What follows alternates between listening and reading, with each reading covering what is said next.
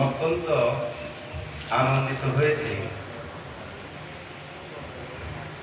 কবি জীবন তাপস্তন্ময়ের জন্মদিন অনুষ্ঠানের আয়োজন করার জন্য। বিশেষ করে তন্ময় আমার অত্যন্ত একজন প্রিয় মানুষ। সে কিশোরগঞ্জের সন্তান। শুধু কিশোরগঞ্জের সন্তান বললেই হবে না, সে আমার নির্বাচনী এলাকার সন্তান।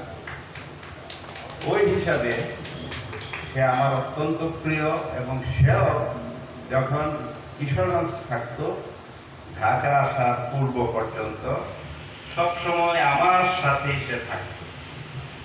ওই হিসাবে আমি তাকে অত্যন্ত স্নেহ করি, তাকে ভালোবাসি এবং তার সমৃদ্ধি হোক, তার লেখালেখিতে আরো যশ আসুক, সেটা আমি অন্তত মনে প্রাণে সেটা আমি চাই।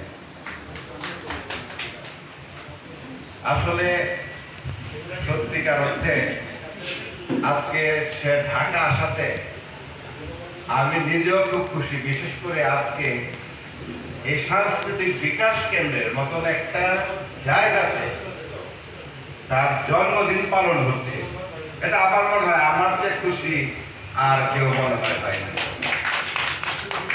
আমি তার সমৃদ্ধ জীবন কামনা করি। আপনারা যারা গুরুজন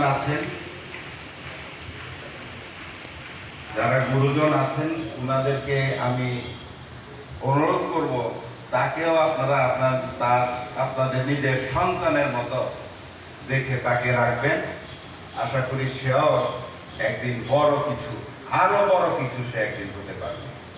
আমি তার সর্বাঙ্গীন মঙ্গল কামনা করি।